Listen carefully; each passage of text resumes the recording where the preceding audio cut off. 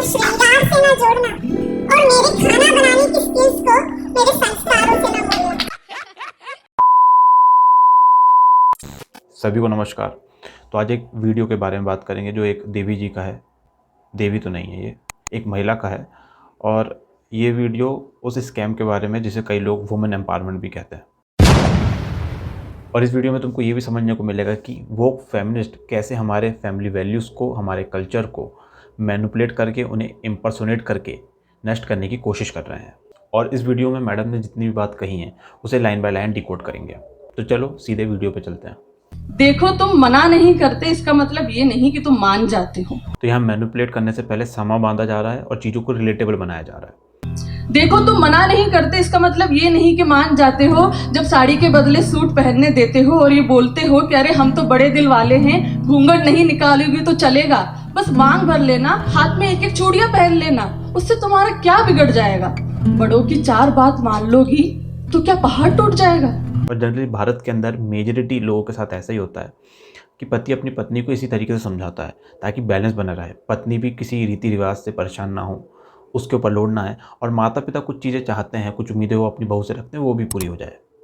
तुम मुझे बाहर जाने देते हो, नौकरी करने देते हो, डिनर टेबल पे बोलने का हक भी देते हो, मुझे मेरा नाम बनाने देते हो और कभी कभी देर से भी उठने देते हो, और बस देते ही जाते हो।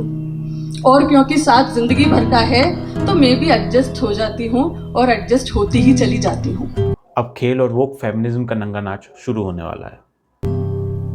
तो बस वहीं पर हम सब हार जाते हैं, तो बस वहीं पे हम सब हार जाते हैं, क्योंकि कौन पूछे तुमसे कि देने वाले आखिर तुम होते कौन हो। देखो, बड़े प्यार से पहले चीज़ों को रिलेटेबल बनाया कि हर महिला को लगे हाँ भाई हमारे परिवार में ऐसा होता है, हमारा पति तो इस तरह का ही बोलता है। और उसके बाद डाइवर्ट कर दिया, कहाँ पे क्वेश्चन खड़ा कर दिया पति के सामने कि तुम होते कौन हो। यहाँ पति को एज अ कंट्रोलर दिखा दिया गया। It's like manipulating messaging. देखो यार, समझो कि शादी के बाद ना पति पत्नी अपने तरीके से चीज़ों को समझते हैं। कुछ पति अपनी बीवी को बोलता है, कुछ पत्नी समझाती है, और दोनों साइड का ये बैलेंस बना हुआ रहता है। कोई अकेला किसी के ऊपर हावी नहीं होता। आज के समय जो ज़्यादातर विवाह हो रहे हैं वहाँ दोनों लोग इतने समझदार हैं कि वो अपने अंडरस्टैंडिंग से एक दूसरे को अपना मैसेज कन्वे कर देते हैं। कौन पूछे तुमसे कि आखिर देने वाले तुम होते कौन हो। मैडम, वो पति है उसका। पति अपनी पत्नी पर हक जता सकता है, पत्नी अपने पति पर हक जता सकती है। और अगर तुमको ये गड़बड़ लग रहा है तो तुम्हारा मानसिक संतुलन थोड़ा सा हिला हुआ समझ में आता है। पति भी क्वेश्चन कर सकता है कि तुम कौन होती हो मेरे पैसे पे ऐश करने वाली। कौन हो तुम जिसकी इजाजत बाय डिफॉल्ट लेनी चाहिए। कौन हो तुम जो खुद को ये अधिकार दे बैठा है कि मैं जो दे रहा हूँ बस वही तुम्हारा है। धर्म अनुमति देता है मैडम, क्योंकि धर्म अनुसार जब व्यक्ति विवाह करता है अग्नि के समक्ष होकर, तो वहाँ पर समाज होता है, दोनों परिवार होते हैं, लड़का और लड़की के, उसके ईश्वर समक्ष होते हैं, और वहाँ पे 7 फेरे लेके 7 वचन के साथ विवाह संपन्न होता है। पति का ये कर्म है कि वो अपनी पत्नी की सुरक्षा करे और उसे सारी खराब चीज़ों से बचाए, तुम जैसे लोगों से बचाए। और पति पत्नी एक दूसरे को समर्पण वहाँ देते हैं, इसलिए उसे हम विवाह कहते हैं, और वो संस्कार का एक हिस्सा है। तो जो मैं हूँ, थी और हो सकती हूँ, उसके पन्ने तो फाड़ ही देने चाहिए, क्योंकि जब मैं पलट के देखूंगी तो मैं होंगी ही नहीं, मैं तो वो होंगी जो तुमने मुझे बनने दिया। तो इस लाइन में फाल्स पर्सोनिफिकेशन और विक्टिम कार्ड नैरेटिव का यूज़ किया जा रहा है। और यहाँ सबको समझने की ज़रूरत है कि हम जानवर नहीं हैं कि रात में फिजिकल हुए और सुबह अपने अपने रास्ते चल दिए, कुछ चेंज नहीं हुआ, सबकी लाइफ वैसी है जानवरों की। हम विवाह करते हैं तो थोड़ा बहुत चेंज सबकी लाइफ में आता है। लड़के की लाइफ में भी चेंज आता है, उसके ऊपर नई रिस्पॉन्सिबिलिटी आती है, उसे भी एडजस्ट करना पड़ता है, और उसे एडजस्ट करना चाहिए, क्योंकि ये विवाह जो है यही आधार है एक अच्छी सिविल सोसाइटी का।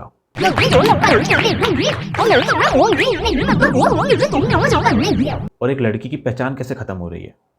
अच्छे लोग उससे यही उम्मीद कर रहे हैं कि भाई अब आपकी शादी हो गई है तो आप थोड़ा अच्छे से रहिए, जैसा आप कुंवारेपन में रहते थे वैसा आप नहीं रह सकते, ना आदमी ना औरत। और अगर किसी महिला की कुछ अचीवमेंट होगी भी तो ऐसा थोड़ी है कि शादी के बाद उसके अचीवमेंट को भुला दिया जाएगा। इतिहास में तो हमेशा रहेगी ना कि उसने अचीव किया है, वो तो उसी के नाम का रहेगा, तो कैसे वो भूल जाएगी या उसके बारे में लोग भूल जाएंगे।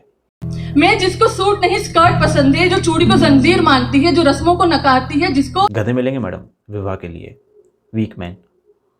और यहाँ क्लियर हो गया कि स्कर्ट पहनना ज़्यादा ज़रूरी है, स्कर्ट पहन के अटेंशन चाहिए, और खुद ने साड़ी पहन के ये सारी चीज़ें बोल रही है। स्कर्ट पहन के आ जाती है, वहाँ जो काम वासना से भरे पुरुष हैं उनको भी बड़ा मज़ा आता, अच्छा लगता।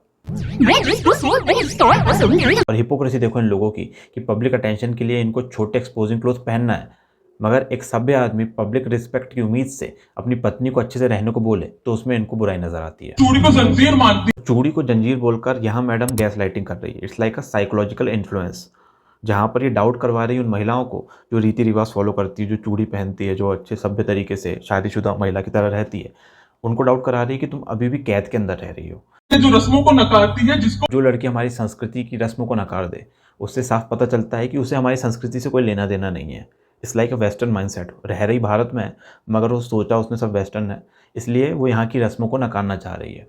तो वो उसे आगे नहीं लेके जाएगी और ऐसी लड़की तुम्हारे साथ तुम्हारी लाइफ में तुम्हारे लिए 1% भी एडजस्टमेंट नहीं करेगी, क्योंकि वो अभी भी अपने नासमझ बचपन में ही रह रही है, उससे बाहर ही नहीं आ पाई। आरती गाने की आदत नहीं, बट सम्मान का अर्थ जानती है। धर्म का अर्थ पूजा पाठ या आरती तक नहीं है। और एक बहुत पॉपुलर लाइन है कि भाई मैं तो पूजा पाठ करता नहीं हूँ, करती नहीं हूँ, आरती नहीं गाती हूँ, पर मैं सम्मान करती हूँ। धर्म से आपको चलना पड़ता है। सम्मान का अर्थ जानती है। सम्मान का अर्थ अगर जानती होगी कोई महिला, तो वो अपने सास ससुर के सामने कैसा रहना वो जानती होगी। अपने सास ससुर के सामने स्कर्ट पहन के नहीं घूमेगी कि मैं तो आज की महिला हूँ, मैं जो चाहे वो कर सकती हूँ। वो अच्छे से ही रहेगी अगर वो समझदार है तो, और आपसे बची रहे तो। खुद बन जाओगे बड़े दिल वाले, क्योंकि तुमने मुझे वो दिया जो बड़े नसीब वालों को मिलता है। तुमने मुझे वो दिया जो बड़े नसीब वालों को मिलता है। जैसे कि तुम जो हफ्ते में एक बार नाश्ता बनाकर इतराते हो, मेरे घर वालों को फोन करके मुझे जताते हो, और अगर किसी दिन कर लेते हो घर की सफाई तो मान ही लेते हो कि बेस्ट हस्बैंड की ट्रॉफी तो मिल ही जानी चाहिए। बेस्ट हस्बैंड की तो नहीं, मगर तुम जैसी महिला को पत्नी के रूप में झेलने की ट्रॉफी तो ज़रूर मिलनी चाहिए ऐसे मर्दों को। देखो, एक आदमी जो बाहर जाके काम करता है, बिजनेस ऑफिस में काम करता है, जॉब करता है, उसे जब एक दिन मिलता है और शौक से नाश्ता बनाता है, अपनी पत्नी का ख्याल रखता है, घर के कामों में भी थोड़ी दिलचस्पी दिखाता है, तो उस चीज़ को भी मैडम ने, अच्छी खासी चीज़ को नेगेटिव साउंड करवा दिया। जो हफ्ते में एक बार नाश्ता बनाकर इतराते हो, मेरे घर वालों को फोन करके मुझे जताते हो। यहाँ मुझे दो चीज़ देखने को मिल रही है। पहली, मिनिमाइजेशन, जहाँ अच्छे काम को बहुत छोटा बता दिया। जो एफर्ट हस्बैंड डाल रहा है उसकी कोई वैल्यू ही नहीं है, सब कुछ खत्म कर दिया। एंड सेकेंड इज इनग्रेटिट्यूड इंडक्शन, मतलब जो ग्रेटिट्यूड पत्नी के मन में आनी चाहिए जब पति ऐसे काम करे, तो वो खत्म कर दिया।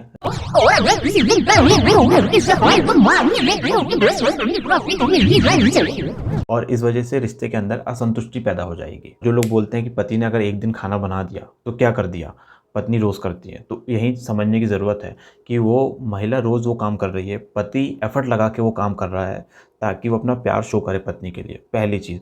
दूसरी बात, आदमी, औरत, लड़का, लड़की कंडीशनिंग पूरी तरीके से अलग होती है। परिवार में जब लड़का होता है ना, वो छोटे उम्र से बाहर के काम देखने लग जाता है। अगर पिताजी का कोई व्यापार है, जो ज़्यादातर मिडिल क्लास लोगों की जो लाइफस्टाइल वो बता रहा हूँ, कि अगर कोई व्यापार है तो लड़का वहाँ जाके उससे भी संभालेगा, बाहर के काम निपटाएगा। लड़की इस टाइम घर में रहती है, माँ के साथ रहती है, तो वो कौन सी स्किल एक्वायर करती है, यही कि घर को कैसे मैनेज किया जाए, अच्छा खाना कैसे बनाया जाए। लड़का भी ये सारी चीज़ को एक्वायर करता है जब वो अकेला रहने चला जाता है। और मैं भी इसी भ्रम में रह जाऊंगी कि देखो मुझे इतना देने वाला मिल गया। Again gas lighting. अच्छे खासे रिश्ते में महिलाओं के मन में असंतुष्टि डालने का प्रयास साफ नज़र आता है इन लाइन के अंदर, जहाँ पति के प्रति महिला के मन में उसकी कोई इज्जत बचेगी नहीं। मैं भूल जाऊंगी कि ये हक मैंने कभी किसी को दिया ही नहीं था। अरे मैडम, तो ये हक तुम किसी को कैसे देती? विवाह के बाद ही पति का और पत्नी का एक दूसरे के ऊपर हक होता है। अब तुम रही होगी लिव इन में और बाकी चीज़ों में, और 50 लोग को शायद घुमाया होगा, तो तुम्हारे लिए ये चीज़ थोड़ी अजीब होगी कि 50 लोग को हक कैसे दूँ। पर जो नॉर्मल लोग हैं, हम जैसे, और जो भारत में मेजॉरिटी लोग हैं, वो एक ही बार शादी करते हैं, तो वो एक बार ही हक देते हैं। मेरी जंजीर की ताकत तय करने वाले तुम नहीं, मैं खुद थी। हाँ भाई, अगर पत्नी सभ्य तरीके से ससुराल वालों के साथ रह रही है, पति का कहना भी सुन लेती है, तो वो जंजीरों के अंदर बंधी हुई है।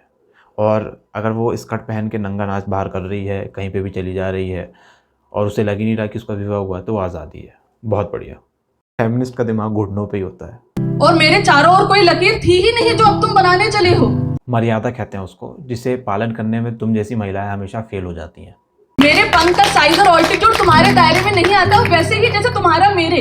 अगर आता है तो वो है एक दूसरे का साथ। मैडम, आदमी बस इतना उम्मीद करता है विवाह के बाद लड़की महिला अच्छे से रहे। ऐसा नहीं है कि किसी चिड़िया को उठा के डब्बे में बंद कर दिया जा रहा है, पंख का साइज दायरे में नहीं आता। क्या बात हुई है? और साथ अगर कंडीशन अप्लाइड के साथ आता है तो वो साथ नहीं, हिसाब किताब है। मैडम को एक दूसरे का साथ चाहिए, और साथ का मतलब क्या है कि मैडम जैसा पति को बोले वो सुने, उनके ऊपर अच्छा खर्च करे, उनके लिए मेहनत करे, और सारा उनको ऐशो आराम ला के दे। और मैडम क्या करेंगी? मैडम अपने हिसाब से चलेंगी, उनके ऊपर पति कुछ नहीं बोल सकता। और माफ करना हिसाब वो दिल से अभी भी बच्ची हूँ। हाँ, वो तो हम समझ गए थे कि तुम अभी भी दिमाग से नासमझ बच्ची हो जो बड़ी नहीं हो पा रही हो। मेरी उड़ान ही मेरी पहचान है। ये मैं स्कर्ट पहन के भरूं या साड़ी, इससे कैसे जुड़ गया तुम्हारा सम्मान है?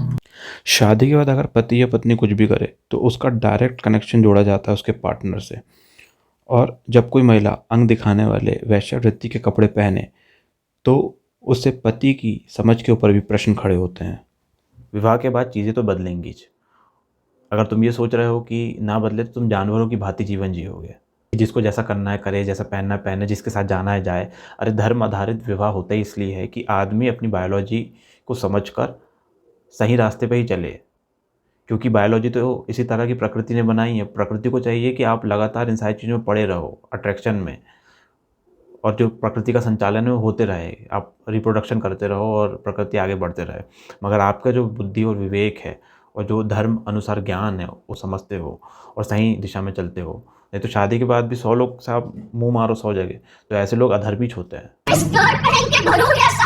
और जो फेमिनिस्ट की मांग है कि हमारे कपड़ों के ऊपर आज़ादी होनी चाहिए, शादी के बाद जैसा पहनना है पहने, जो करना है करे, तो मैं समझता हूँ आर्मी का भी एम्पावरमेंट करो और जो ब्यूरोक्रेसी में ऑफिसर्स हैं उनको भी एम्पावर करो कि भाई छपरी टाइप की हेयर स्टाइल लेके घूमें, पहन ले फटी हुई जीन्स और ब्लेज़र एज़र अच्छे ऑफिशियल कपड़े में ना रहें, फॉर्मल कपड़ों में पहन ले, टी शर्ट बंडी पहन के आ जाएं ऑफिस, क्या फ़र्क पड़ेगा। पहले cleavage and body exposing cloth सिर्फ वैश्या पहनती थी ताकि वो लोगों को अट्रैक्ट कर सके।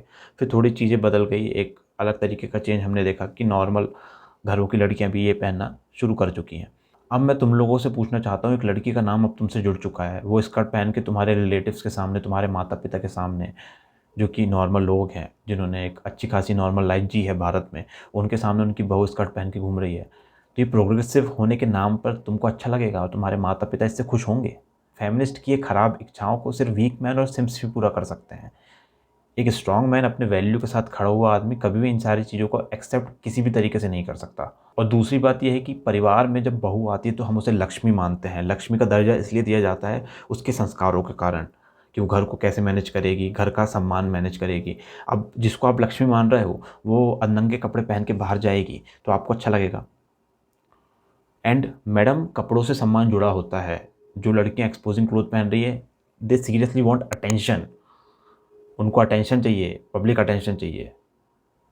और जो तुम सोशल मीडिया में नंगे कपड़े में फ़ोटो भी डालती हो ना, उसको बहुत सारे लाइक मिलते हैं क्योंकि वहाँ काम वासना से भरे पुरुष उसको देख के बड़े खुश होते हैं।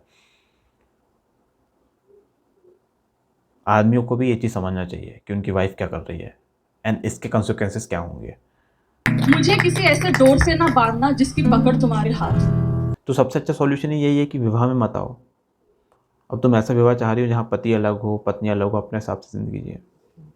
मेरे रेस्पेक्ट के मायने मेरे कपड़े, रस्म और श्रृंगार से ना जोड़ना और मेरे खाना बनाने की स्किल्स को मेरे संस्कारों से ना मोड़ना। जरूरी है मोड़ना, क्योंकि अगर तुम्हारी वाइफ के अंदर फैमिलिटी का वो एसेंस नहीं है, उसके अंदर खाना बनाने की, घर को मैनेज करने की स्किल्स नहीं है, तो इस शादी के अंदर तुम फैमिलिटी साइड हो और वो मस्कुलिन साइड है।